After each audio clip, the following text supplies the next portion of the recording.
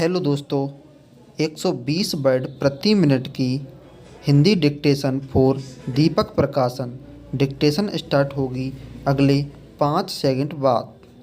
1 2 3 yes start. महोदय, मैं आज ऐसे विषय पर बोलने जा रहा हूं जो देश के सामने एक बहुत बड़ी समस्या बनी हुई है। आज कृषि पर बहस चल रही है। मैं इस बहस को बहुत ध्यान से सुन रहा हूं। कई लोगों ने तो सरकार की बड़ी प्रशंसा की है कि वह बहुत ही अच्छा काम कर रही है। मैं मंत्री महोदय से एक सवाल करना चाहता हूं। मार्च में मंत्री महोदय ने एक प्रश्न के उत्तर में कहा था कि 2 सालों में हमारा देश आत्मनिर्भर हो जाएगा। मैं जानना चाहता हूं कि ऐसा कहने के पीछे उनका क्या आधार है। कौन से उनके पास ऐसे सबूत हैं जिनके आधार पर उन्होंने इस प्रकार की घोषणा की है। मैं चाहता हूं कि जब वे उत्तर दें तो इस बात की चर्चा अवश्य करें। पैरा सभापति महोदय, आप जानते हैं कि इस देश में 80% लोग खेती करते हैं और उसके बाद भी आज हमारे देश का सम्मान दूसरे देशों में बिल्कुल नहीं है। आज हम दूसरे देशों में भिखारियों के नाम से पुकारे जाते हैं।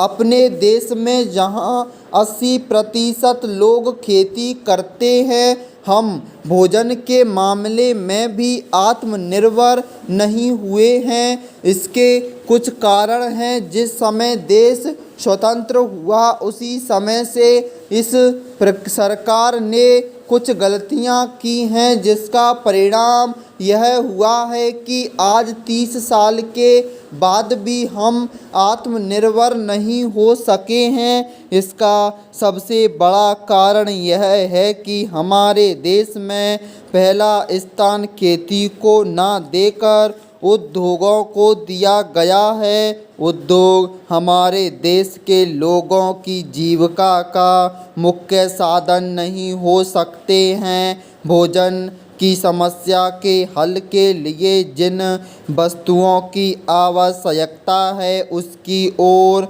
हमें ध्यान देना चाहिए। सबसे पहले पानी की आवश्यकता है। मैं समझता हूँ कि देश में सिंचाई पर अधिक जोर दिया जाना चाहिए और सिंचाई तथा खाद्य मंत्री एक होना चाहिए। यह सभी चाहते हैं। पानी के बाद खेती के लिए खाद भी आवश्यक है।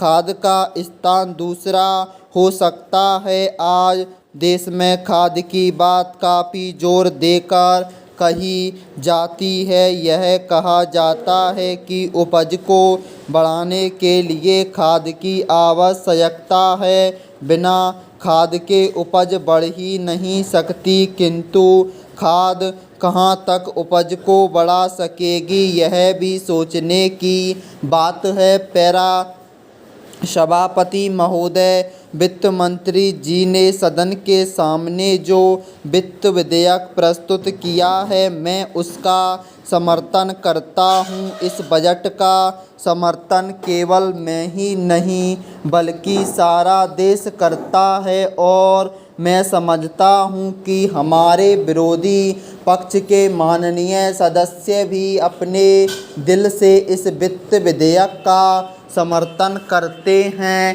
पहली बार इस सदन में इस प्रकार का बजट प्रस्तुत किया गया है। हमारे राष्ट्र के प्रधानमंत्री और देश के नौजवान नेता ने हमें नारा दिया है कि हम आने वाले समय में अगली पंचवर्षीय योजना में उत्पादन और रोजगार को अधिक महत्व दें। इसी सिद्धांत को लेकर माननीय वित्त मंत्री जी ने उत्पादन को बढ़ाने के साथ साथ हमारे देश से बेरोजगारी को समाप्त करने के लिए साहसिक कदम उठाए हैं। मैं उनके इन प्रयत्नों को भी सराहना करता हूँ। स्टॉप।